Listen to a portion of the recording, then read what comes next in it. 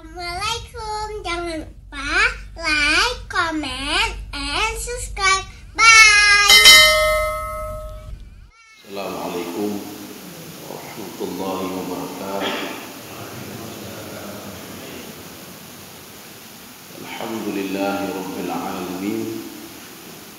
Wassalatu wassalamu ala asyrafil anbiya'i wal mursalin wa ala alihi wa ashabihi ajma'in. Raditu billahi rabba wa bil islami dina wa bi Muhammadin nabiyya wa rasula. Rabbi shrah li sadri wa yassir li amri wahlul 'uqdatam min lisani yafqahu qawli. Allahumma ij'al jam'ana hadza jam'an marhuma wa tafarruqana min ba'dihi tafarruqan ma'suma. Kaum muslimin dan muslimat sidang jamaah subuh yang dirahmati Allah, kita akan mempelajari hakikat raja. Raja itu artinya memohon. Raja itu artinya memohon dan meminta kepada Allah. Kalau di dalam kajian tasawuf, level paling tinggi itu al-hubbu. Hubbu itu cinta kepada Allah. Seorang itu tidak akan bisa cinta kepada Allah sebelum dia itu raja. Maka di bawah al-hubbu itu ar-raja. Raja itu mohon. Nanti akan kita lihat bagaimana mohon itu. Kemudian di bawah raja itu baru al-khauf. Seorang takut ketika dia itu berbuat sesuatu dan dia itu nanti dilaknat oleh Allah. Itu khauf namanya. Tapi khauf itu di bawah raja. Raja itu, kalau kita melihat di dalam pengertian yang diberikan oleh Imam Al-Ghazali, raja itu huwa irtiyahul qalbi lintidhariha. Jadi hati ini tenang untuk menunggu sesuatu yang kita harapkan dari Allah. Ya. Tetapi ma huwa mahbubun indahu, sesuatu itu sangat dia harapkan dan sangat dia cintai. Maka raja itu, permohonan itu ada dua. Ada yang pertama namanya raja sadik namanya. Permohonan kepada Allah Subhanahu wa taala itu benar-benar memohon. Kemudian yang kedua, raja humqun. Humqun itu dungu, bodoh. Dia meminta sesuatu tetapi permintaannya itu bodoh namanya. Ya, permintaan bodoh. Bagaimana raja sadik? Raja sadik, seseorang meninggalkan maksiat, dia minta hatinya untuk dibuka oleh Allah, diberikan jalan keluar, diberikan rahmat, diberikan pintu keberkahan. Dan dia melakukan hal-hal yang mendukung seperti ini. Maksiat dia jauhkan, kemudian tidak makan haram dan lain sebagainya. Jadi dia memohon kepada Allah supaya dibukakan pintu rahmat. Bagaimana caranya? Dengan beberapa sebab-sebab. Dia berbuat kebaikan, dia makan yang halal, tidak makan yang haram. Ini namanya raja. Raja sadik namanya. Ya.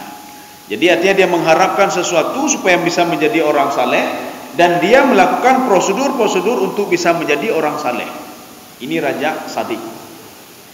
Ada namanya satu lagi raja humqun. Humqun ini dungu. Dia memohon kepada Allah untuk menjadi orang saleh, tetapi maksiat tetap dia lakukan. Ya, dia tetap melakukan maksiat. Ini perbandingannya begini. Ada seseorang beli benih. Dia beli benih. Ini raja sadik namanya. Dia beli benih, kemudian dia pilih tanah yang bagus, tanah itu dia bersihkan, kemudian dia tanam biji-bijian itu, dia jaga bijian itu, dia siram bijian itu, dengan harapan apa? Dia suatu saat nanti bisa memanen dari hasil bijian tadi. Ini namanya raja sadik namanya. Ada satu lagi raja humqun, dungu, bodoh. Dia mengambil biji-bijian dan melemparkan ke suatu tempat. Dia mengharap saya nanti bisa panen terhadap biji-bijian tadi. Ini bodoh, dungu namanya. Dia tidak berusaha supaya bijian itu tumbuh. Dia ingin anaknya menjadi anak saleh. Dia berdoa kepada Allah, ya Allah, jadikan anak saya anak yang saleh. Tetapi dia tidak berusaha semaksimal mungkin supaya anaknya jadi anak yang saleh. Cuma berdoa saja, berdoa saja. Ya. Yang dimaksudkan dengan raja sadik di sini seorang ketika menginginkan anaknya menjadi anak yang saleh, dia berupaya semaksimal mungkin. Anaknya jangan tinggal salah, anaknya supaya bisa agama, bisa mengenal Allah dan lain sebagainya. Ini namanya raja saleh. Kaum muslimin sidang jamaah yang dirahmati Allah. Pada suatu hari, ini ada juga di dalam kitabnya Imam Ghazali ini, dalam Ihya Ulumuddin. Ini fungsi raja ya. Jadi raja itu untuk apa? Allah Subhanahu wa taala berdialog dengan Nabi Yakub alaihissalam. Bagaimana dialog Allah dengan Nabi Yakub? Ini dialog ini diabadikan di dalam kitab Ihya Ulumuddin. Apa kata Allah kepada Nabi Yakub? Wahai Yakub, hal arafta limadza farraqtu bainaka wa baina Yusuf? Kamu tahu enggak kenapa saya pisahkan kamu dengan anakmu Yusuf? Anak Nabi Yakub 12. Jadi 12 orang itu dengan ibu-ibu yang berbeda-beda. Jadi makanya nabi yang kecil itu Nabi Yusuf sama Bunyamin. Makanya kecintaan Nabi Yakub itu lebih untuk Nabi Yusuf dan lebih untuk Bunyamin. Maka membuat 10 orang saudaranya ini merasa iri. Jadi mereka iri bagaimana? Ini bagaimana caranya supaya kita ambil, kita bunuh saja. Kita bunuh saja. Atau bagaimana caranya ini? Ayah kita kok cinta sekali kepada Yusuf. Sampai-sampai Yusuf ketika masih berada dalam kandungan ibunya, Nabi Yakub bermimpi kalau Yusuf dimakan serigala. Akhirnya apa? Nabi Yusuf bangun dari tidurnya dan dia mencari anaknya. Mana Yusuf saya? Rupanya masih dalam kandungan. Mana anak saya? Ketika Nabi Yusuf lahir juga, selalu dijaga. Dijaga bagaimana supaya tidak dimakan oleh serigala. Akhirnya Allah mengatakan, tahu enggak kamu? Kenapa kamu saya pisahkan dengan anakmu Yusuf? Karena kamu tidak pernah mengharapkan raja kepadaku. Kenapa tidak memohon kepadaku untuk menjaga anakmu? Kenapa kamu lebih percaya kepada anak-anakmu yang 10 orang itu? Yang kamu tidak yakin kepada anak-anakmu dan percaya kepada anakmu, mereka tidak sanggup menjaga anakmu. Kenapa itu keyakinanmu? Makanya karena kamu itu takut anakmu dimakan oleh serigala, kamu akan terpisah dengan anakmu. Ketakutan kamu itu saya realisasikan, kata Allah. Ya, saya realisasikan ketakutan kamu. Coba kamu mengharap dariku, mengharap dan berdoa kepadaku supaya Yusuf aku jaga. Insya Allah aku jaga, kata Allah. Cuma gara-gara kamu tidak percaya kepadaku, lima lam tarjuni, kata Allah. Kenapa kamu itu faraktu bainaka wa baina Yusuf li'annaka khifta antaftarik ma'a abnaika li akli dhibah. Karena kamu itu takut anakmu dimakan serigala dan berpisah denganmu. Ini kata Allah Subhanahu wa taala. Ini sama seperti kita ya, Bapak dan Ibu sekalian. Kita takut anak kita, nak jangan begini nanti sakit, nak jangan begini nanti sakit. Karena kita itu yakin apa yang kita lakukan, maka direalisasikan oleh Allah apa yang kita takutkan tadi. Jadi jangan takut, kita berdoa saja kepada Allah. Berdoa saja kepada Allah. Kita mengharap saja kepada Allah Subhanahu wa taala. Ini namanya raja. Raja itu mohon. Makanya Nabi Yusuf alaihissalam, Nabi Yakub alaihissalam, ketika Nabi Yusuf sudah hilang, tidak dikembalikan dulu oleh Allah. Sebagai pelajaran bagi Nabi Yakub. Begitu juga Bunyamin. Waktu Bunyamin hilang itu, Nabi Yakub berdoa kepada Allah, anta khairul hafidha. Engkau bisa menjaga anakku ya Allah. Akhirnya apa? Disitulah dikembalikan semua Nabi Yusuf, Bunyamin, sehingga 10 keluarganya itu saudaranya berkumpul kembali. Kenapa? Gara-gara Nabi Yakub alaihissalam berdoa lagi kepada Allah. Ya Allah, jagalah anak-anakku ya Allah. Ya, ini namanya raja. Raja itu mohon. Maka kita dalam berdoa itu gunakanlah raja sadik, jangan raja al-humku. Ada dalam sebuah hadis Rasulullah sallallahu alaihi wasallam.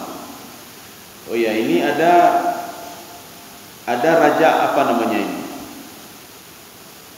Tidak dikatakan raja. Idla yuqalu raja.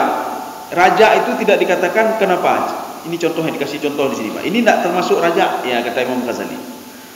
Arju tulu'a syamsi waqta tulu' wa akhafu ghurubuha waqtal ghurub. Itu tidak raja namanya. Saya takut, saya mengharap matahari itu keluar ketika dia keluar pagi hari. Saya mengharap hari ini matahari keluar. Itu bukan raja namanya. Kenapa bukan raja? Memang sudah sunnatullah matahari keluar di pagi hari. Ya, Pak. Raja itu sesuatu hal yang kita inginkan. Anak kita begini, kita ingin jangan begini anak kita. Jadi anak yang saleh. Itu raja namanya. Ya, Pak. Jadi kalau yang sudah sunnatullah itu bukan raja namanya. Saya mohon ya Allah, ya Pak, supaya matahari muncul dari tempatnya. Dan saya takut nanti matahari tidak tenggelam dari sebelah barat. Itu bukan raja itu. Itu sudah sunnatullah. Ya Allah, saya mengharap malam ini Engkau keluarkan bintang. Itu bukan raja namanya. Setiap malam memang keluar bintang. Memang ada nanti malam-malam tertentu bintang tidak keluar. Ini bukan raja namanya. Jadi raja itu kita mengharapkan sesuatu, tetapi dalam catatan tanda kutip, irtiyahul qalbi. Kita itu tenang jiwa kita. Kita ingin minta anak menjadi anak saleh, jiwa kita tenang. Tenang bagaimana? Kita yakin doa kita dikabulkan oleh Allah. Kenapa yakin? Karena kita menjalankan beberapa aturan-aturan yang diberikan oleh Allah. Bagaimana aturannya? Kita jaga anak, kita berikan pendidikan, kita suruh dia salat, kita suruh dia beribadah. Makanya kalau kita ingin mengharap sesuatu hal yang membuat doa kita dikabulkan, itu harus kita lakukan. Ini ada sabda Rasulullah. Rasulullah mengatakan, al-ahmaq man atba'a nafsuhu hawaha wa tamanna 'ala Allahil jannah. Jadi orang ahmak itu, orang dungu itu, kata Rasulullah, dia itu selalu mengikuti hawa nafsunya. Jadi bukan mengikuti bukan mengikuti takwa dia, patuh dan taat kepada Allah, tidak. Dia selalu mengikuti hawa nafsunya. Wa tamanna 'ala Allahil jannah. Dan dia selalu berdoa untuk dimasukkan ke dalam surga. Ini orang dungu namanya. Habis salat, ya Allah masukkan saya ke dalam surga. Maksiat dia buat ya, Pak. Dia lihat maksiat, dia buat maksiat, dia ngomongin orang lain, dia makan haram dan lain sebagainya. Tetapi dia itu minta untuk dimasukkan ke dalam surga. Ini namanya, kata Rasulullah, ahmak ini, dungu ini, kata Rasulullah. Ya, orang dungu. Mana contohnya? Maka Allah berfirman, fa khalafa min ba'dihim khalfun adha'us shalah wattaba'us syahawat. Nanti pada suatu masa nanti ada kelompok-kelompok yang mereka itu tidak salat lagi. Ini temayang lain. Salat tidak ada lagi. Dan mereka mengikuti hawa nafsunya. Tetapi mereka ini walaupun tidak salat dan mengikuti hawa nafsunya, mereka minta kebaikan kepada Allah Subhanahu wa taala. Ya Allah, turunkan hujan, ya Allah berikan kebaikan, berikan ini, berikan itu, masukkan kami ke dalam surga. Jangan laknat kami, jangan berikan musibah kepada kami. Ini dungu namanya. Kenapa dungu? Syarat untuk turun musibah itu sudah ada. Apa syaratnya? Seorang berbuat maksiat, itu salah satu syarat untuk turun musibah. Seorang ketika patuh dan taat kepada Allah, itu sebuah syarat kalau kampung itu akan diberikan keberkahan oleh Allah Subhanahu wa taala. Kita ingin anak kita yang saleh, sebagai syaratnya apa? Kita sudah berusaha semaksimal mungkin, Pak. Sudah berusaha semaksimal mungkin. Maka kita rajak dan berdoa kepada Allah Subhanahu wa taala. Insyaallah kalau kita menggunakan rajak sadik tadi. Jadi rajak sadik itu kita sudah memohon kepada Allah dan menjalankan aturan-aturan yang diatur oleh Allah Subhanahu wa taala.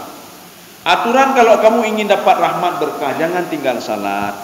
Aturan ingin kalau dapat rahmat dan keberkahan, jangan buat maksiat.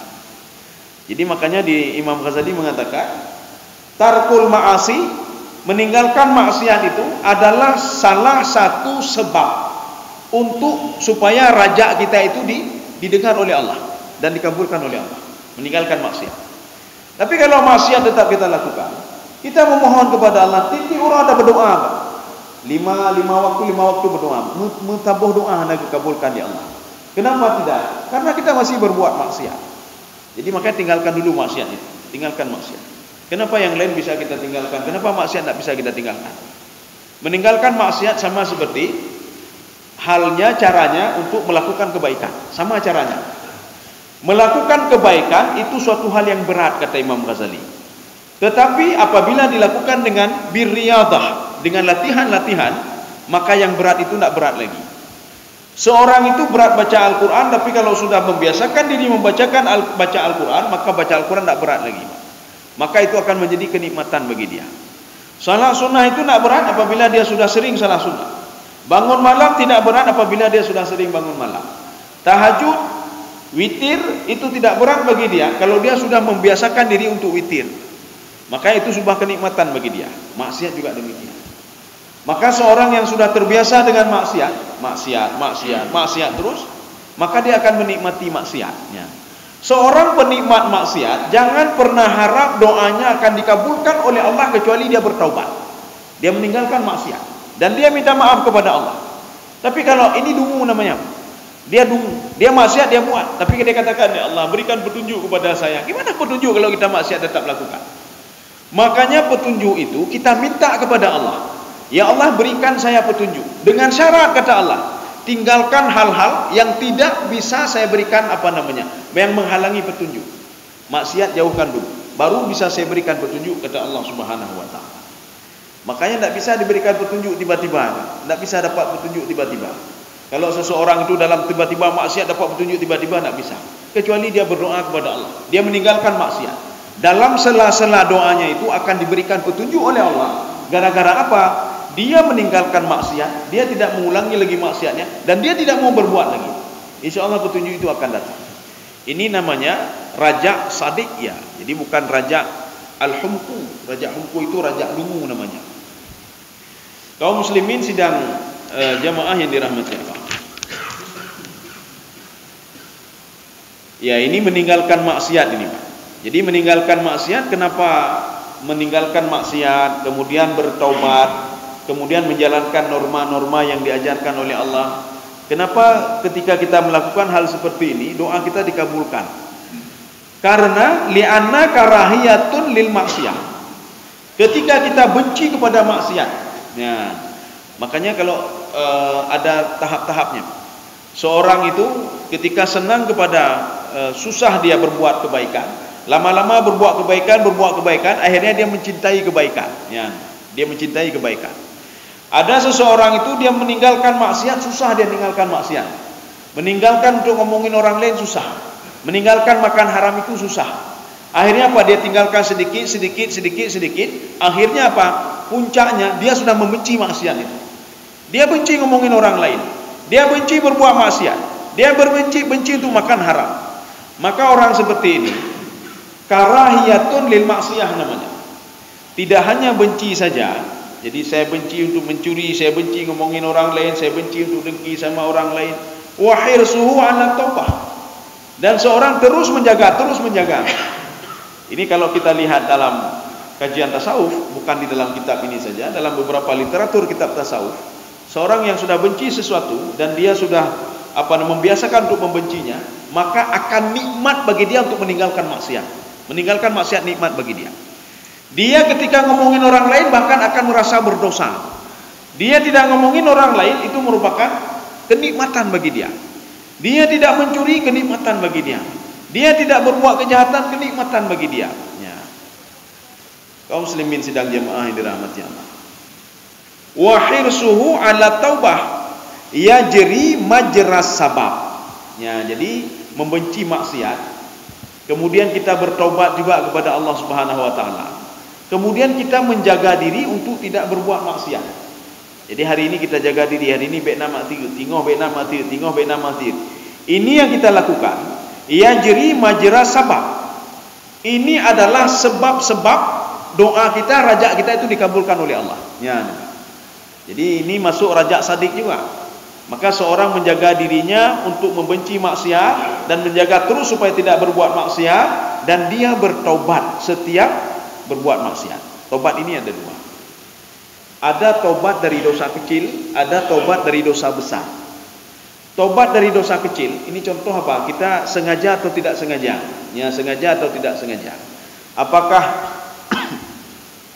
keluar dari mulut kita, ataukah dosa dari anggota tubuh kita? Ya. Jadi yang keluar dari mulut, apakah kita inikan orang lain, atau yang dari anggota tubuh kita yang berbuat maksiat? Kalau dosa kecil seperti ini, kata Imam Ghazali, 1000 kali kamu lakukan, kalau kamu minta maaf akan dimaafkan oleh Allah. Ya, kata Imam Ghazali. Ini dosa kecil, tapi dengan syarat dosa kecil. Dan dalam catatan, jangan pernah meremehkan juga dosa kecil. Kalau kita tidak pernah minta maaf kepada Allah, dosa kecil ini akan menjadi besar. Makanya untuk apa kita istighfar setiap hari? Fahtadu astagfirullah. Kita tidak tahu dalam tenggang waktu antara tadi malam habis Isya sampai sekarang mungkin ada dosa yang kita lakukan. Maka kita duduk habis salat subuh, astagfirullah, astagfirullah, astagfirullah. Pemaaflun ya Allah, pemaaflun ya Allah. Dan tidak lupa kita mengakui dosa kita. Rabbana innana zalamna anfusana wa illam taghfir lana wa tarhamna lanakunanna minal khasirin. Atau kita mengucapkan doanya Nabi Yunus alaihissalam, la ilaha illa anta subhanaka inni kuntu minadh zalimin. Ini harus kita ini dosa kecil. InsyaAllah dosa itu akan diampuni oleh Allah. Mana dalilnya?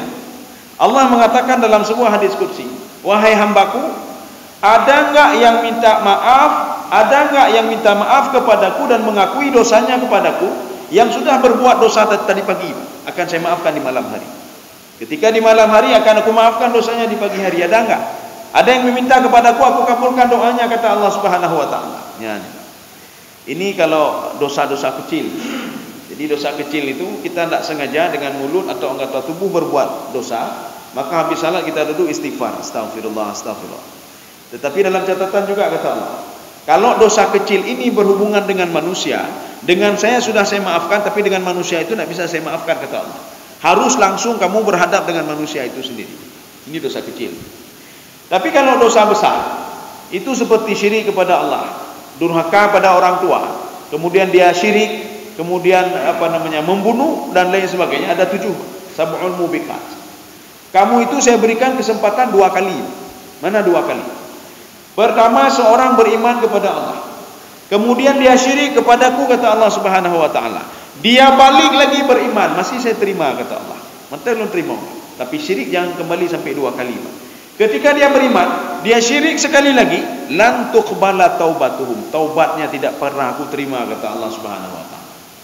Makanya ketika dia beriman, kemudian dia syirik, kemudian dia beriman, mau syirik sekali lagi, selamanya tidak akan pernah diterima taubatnya oleh Allah Subhanahu wa taala. Kaum muslimin sidang jamaah dirahmati Allah. Bahkan Imam Asy-Syafi'i itu yang sebagaimana dikutip oleh Profesor Dr. Wahbah Zuhaili di dalam kitab beliau Al-Fiqhul Islami wa Adilatuh.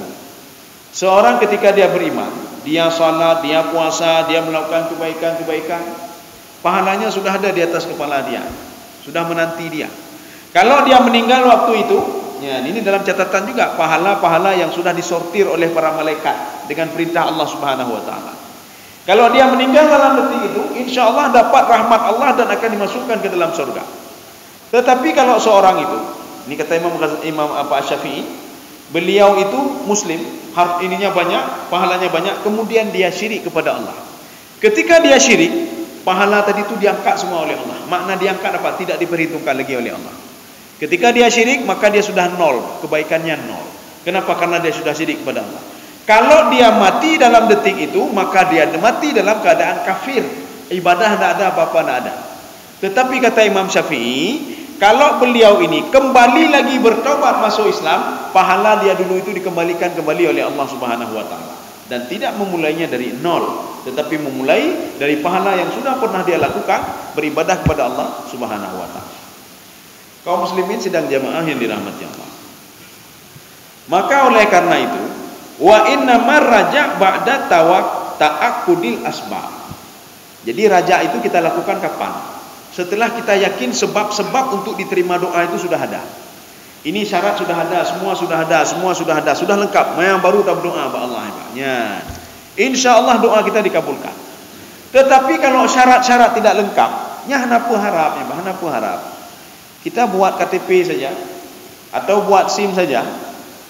Syarat-syarat semua sudah ada, cuma satu aja belum ada, Pak. Surat dari Pak Kecil belum ada. Maka disuruh balik. Syarat belum lengkap, belum balik minta dua minta. Ya, Pak. Atau kita ingin membuat paspor. Semua sudah ada, satu aja belum ada, ya, Pak. Satu belum ada. Disuruh pulang juga, pulang saja. Ulangi lagi syaratnya. Setelah kita yakin, maka istilah Imam Ghazali ta'aqqudi al-asbab. Semua sudah lengkap, baru kita raja. Semua sudah lengkap permohonan kita, baru kita ajukan untuk membuat paspor. Ya. Insya Allah nggak ada masalah lagi kalau sudah lengkap. Ini kita mengajukan paspor, syarat ini tidak ada, ini tidak ada, apa nggak ada, semua tidak ada. Bagaimana mau diproses? Kita berdoa kepada Allah, tetapi maksiat masih kita lakukan, salat tidak pernah kita lakukan. Kita masih dengki sama orang lain. Maka doa kita jangan pernah kita katakan, ya Allah, kenapa selalu pending doa saya, ya Allah? Maka kita disuruh introspeksi diri. Ya ayyuhalladzina amanu taqullaha wal tanzur nafsum ma qaddamat. Kalau doa kita tidak dikabulkan, introspeksi diri dulu. Ini dosa apa yang sudah saya lakukan hari ini? Termasuk yang hari ini. Kenapa hari ini? Rasulullah mengatakan kalau seandainya si fulan itu akan diberikan rahmat oleh Allah, diberikan nikmat oleh Allah, tetapi di hari itu dia berbuat maksiat, maka nikmat itu haram bagi dia, kata Rasulullah. Tidak jadi diberikan. Tidak jadi diberikan. Maka kita selalu minta, ya Allah, kenapa ini tidak pernah Engkau kabulkan? Dan perlu kita ini juga, kita telah juga. Doa itu ada 3 macam. Doa ada 3 macam. Ada yang dikabulkan waktu itu langsung. Kenapa dikabulkan waktu itu langsung? Karena syarat-syarat memang sudah lengkap semuanya. Dikabulkan waktu itu langsung. Maka syarat sudah lengkap, asbab sudah ada, semua sudah ada.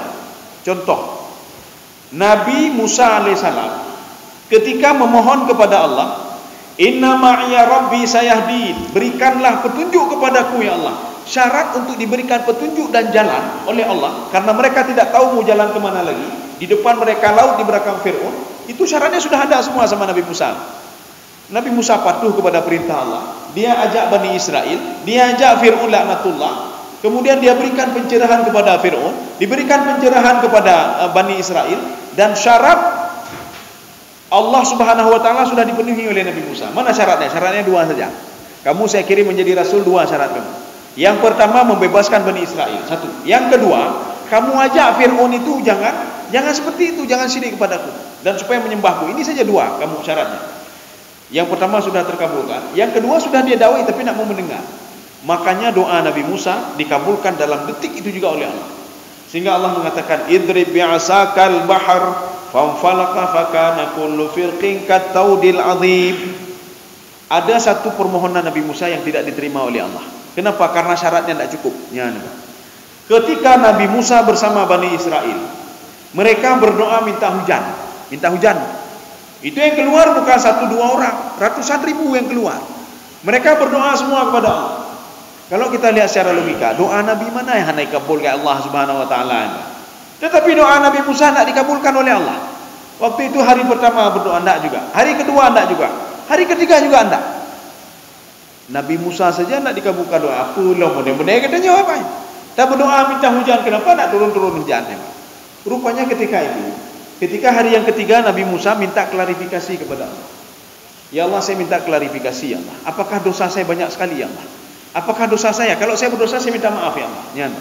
Nabi Musa itu pun derawai, Pak. Kalau saya berdosa saya minta maaf. Apa kata Allah? Kamu tidak berdosa ya Musa. Kalau saya tidak berdosa, kenapa doa saya sudah 3 hari tidak Engkau kabulkan ya Allah? Kami minta hujan, kenapa hujan tidak pernah Engkau turunkan di kampung kami ya Allah? Itu perkampungan Tih itu. Tih itu apa?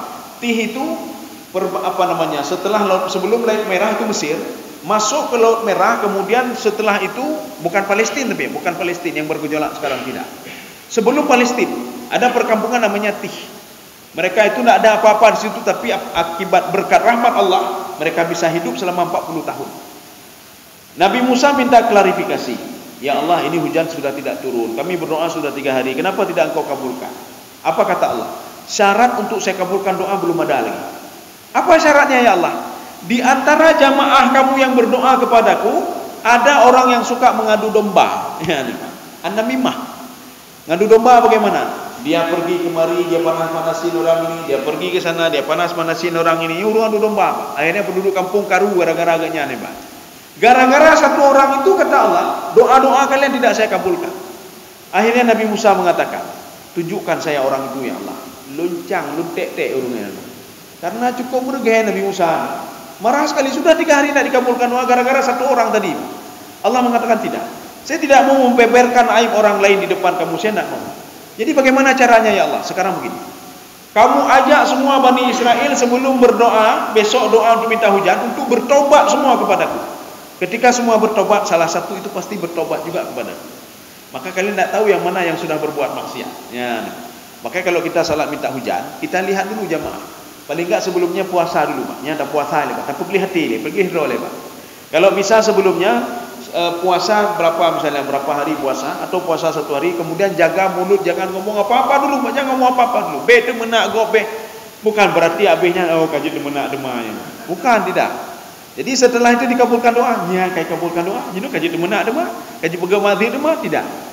Artinya usahakan waktu itu jangan buat maksiat dulu. Kemudian baru kita berdoa kepada Allah. Ini kita berdoa kepada Allah. Ada jamaah di belakang memang tak pernah salat dia. Yang dia pergi cuma salat minta turun hujan saja. Bagaimana mau dikabulkan hujan oleh Allah? Kalau di antara kita ini ada yang berbuat maksiat. Salah satu yang buat maksiat itu apa? Inilah yang diungkapkan oleh Allah Subhanahu wa taala. Adha'u shalah wa taba'u syahwat. Mereka meninggalkan salat dan mereka itu mengikuti hawa nafsunya. Maka kalau ingin salat minta hujan, pilih-pilih dulu orangnya, Pak. Pilih-pilih dulu. Jangan sembarangan yang mau ikut lu ikut, jangan sembarangan. Kenapa? Karena doa kita itu dikabulkan atau tidak, itu tergantung kepada jamaah yang ada di belakang kita. Kalau mereka banyak dosanya, hana berharap. Makanya pilih mendang urung-urung, pilih urung-urung, pilih doa, pilih. Kemudian salat berjamaah di lapangan untuk minta hujan. Kaum muslimin sedang jamaah dirahmati Allah. Makanya Allah mengatakan di sini di dalam Al-Qur'an pada surah Al-Baqarah ayat 218. Innal ladzina amanu, orang yang beriman, ya, beriman bagaimana? Iman itu ada beberapa pemahaman. Ada yang mengatakan iman itu dengan qauli, perkataan, dengan qalbi, qauli, fi'li, itu iman, ya.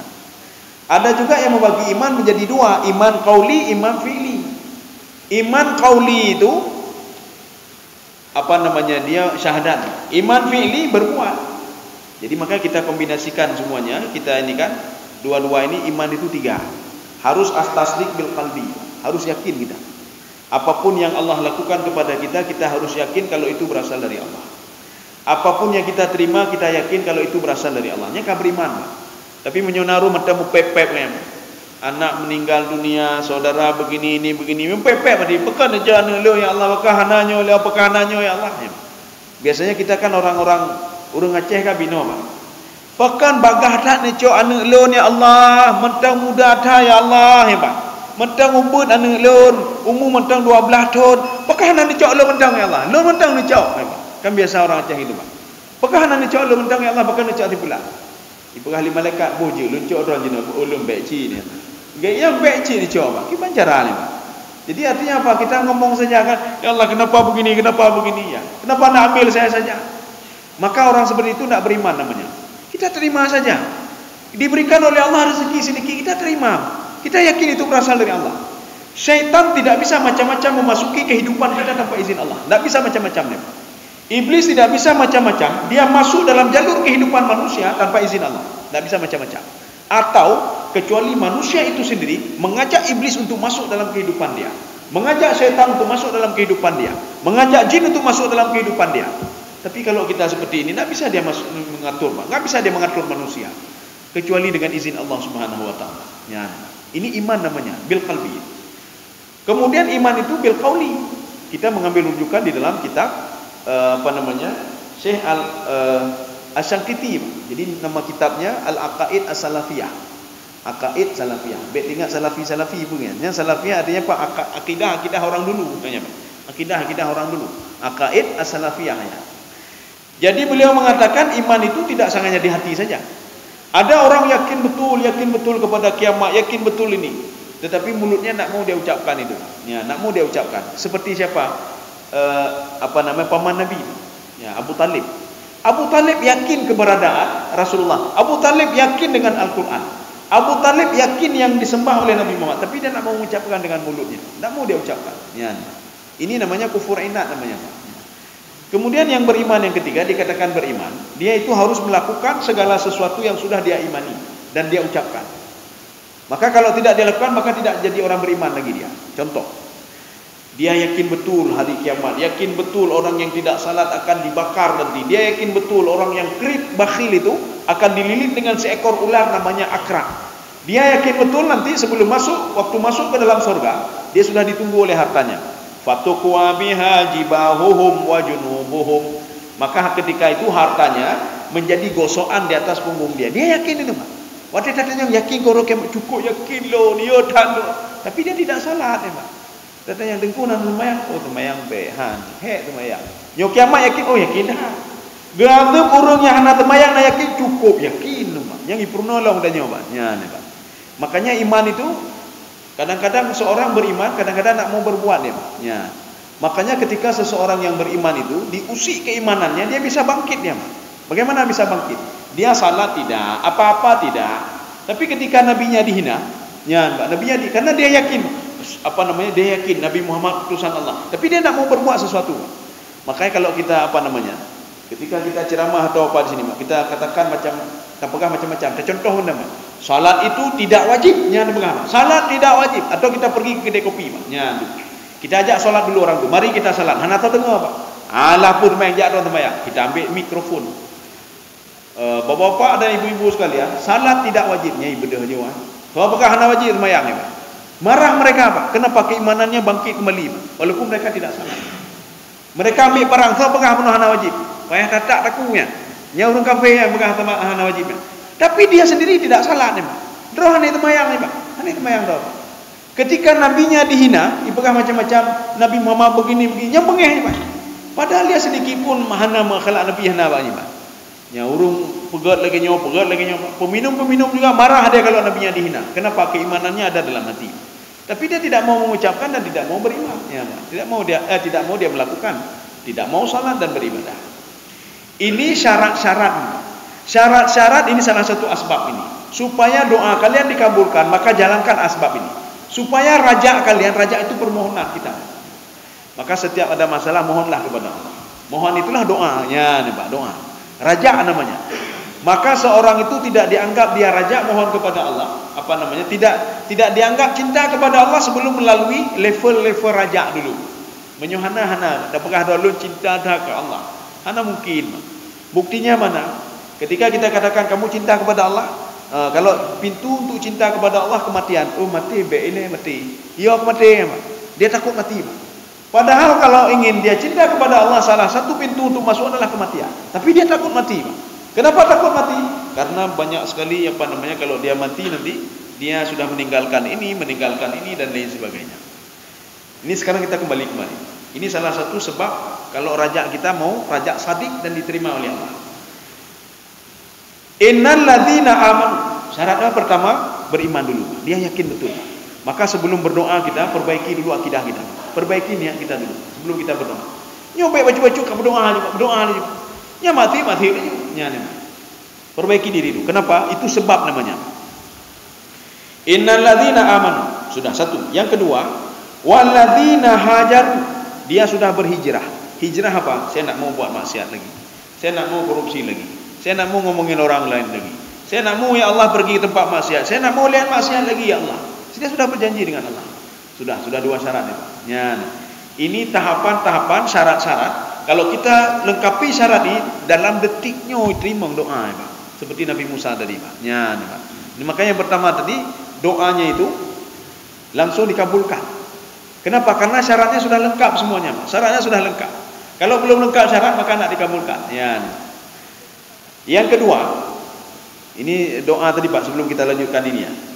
Yang kedua, dipending oleh Allah.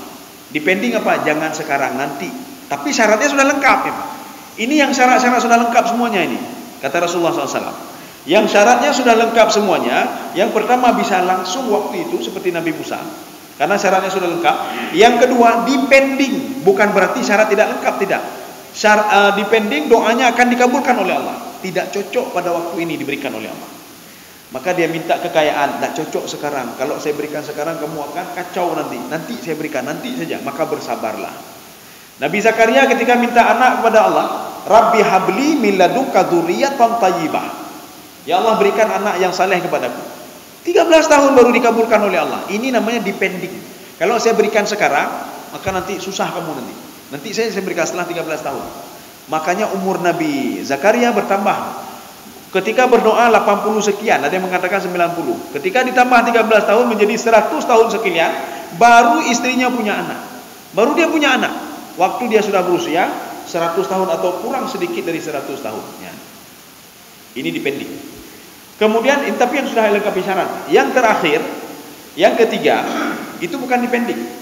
Doa kita sekarang ini dijadikan sebagai tameng Ketika ada musibah lebih dahsyat lagi, ini sebagai tameng doa kita. Contoh, kita berdoa kepada Allah, ya Allah, baik berkenaan COVID dulu, ya Allah jangan kenakan COVID. Kita syarat-syarat sudah semua Pak, kita tidak berbuat maksiat dan lain sebagainya. Tapi kena juga COVID, kena COVID Pak. Ya, nih, Pak. Kita jangan merasa begini, oh ma, doa lu hendak dikabulkan lagi ya Allah. Syarat-syarat sudah lengkap, saya sudah beriman, sudah ini semuanya sudah saya lengkap. Kita tidak tahu doa kita ini sebagai tameng untuk penyakit yang lebih dahsyat lagi Pak. Ya. Truk Omicron atau Abu Kron. Abu Kron datang misalnya 10 tahun yang akan datang Pak. Truk Abu Kron lah. Alih kuku Kron macam-macam Pak. Maka sekuat apapun penyakit itu tidak bisa kena kita lagi Pak. Kenapa? Doa kita puluhan tahun yang lalu sebagai tameng untuk puluhan tahun yang ke depan. Maka waktu itu kita terkejut, ya Allah, kenapa saya tidak kena ya Allah? Kita tidak teringat. Dulu kita pernah berdoa kepada Allah Subhanahu wa taala. Sudah. Ya, ini sekarang kita kembali ke syaratnya tadi. Syarat yang pertama kata Allah beriman. Syarat yang kedua walladzina hajaru. Dia mau berhijrah, pindah dan tidak berbuat maksiat lagi. Wajahadu fi sabilillah. Ini bukan berjihad di jalan Allah, salah ya. Mujahadah dalam arti apa? Saya meninggalkan maksiat karena Allah. Bermujahadah. Saya tidak mau buat ini lagi. Saya bermujahadah, saya mau ingin jauh dari maksiat. Dia bermujahadah, berusaha semaksimal mungkin. Sudah. Ulaika yarjuna rahmatallah. Mereka inilah ketika nanti raja itu yang diberikan rahmat oleh Allah Subhanahu wa taala itu uru-uru lagi ya. Jadi syarat-syaratnya sudah dipenuhi semuanya. Ini beriman pun tidak, berhijrah pun tidak, dia masih dia lakukan. Kemudian bermujahadah pun tidak. Ketika kita lakukan, kenapa tidak tinggalkan maksiat? Alah tak tinggalkan maksiat. Tidak ada bermujahadah sedikit pun untuk tinggalkan maksiat. Kemudian orang ini bagaimana doanya mau dikabulkan oleh Allah Subhanahu wa taala? Kaum muslimin sedang jemaah yang dirahmati Allah. Jadi sebagai penutup, ya ini penutup. Ini Imam Ghazali mengatakan begini. Annal amala ala raja'i a'la minhu alal khauf. Ini raja ini lebih tinggi tingkatannya dibandingkan khauf. Khauf nanti akan kita pelajari. Khauf itu bagaimana? Takut itu bagaimana? Ini sama seperti seorang takut. Saya takut nanti datang musibah. Saya takut kalau makan haram itu dapat dosa. Saya takut. Ini raja itu di atas ini, di atas khauf. Ya, sebelum mencapai tingkatan al-hubbu. Hubbu itu cinta kepada Allah Subhanahu wa taala.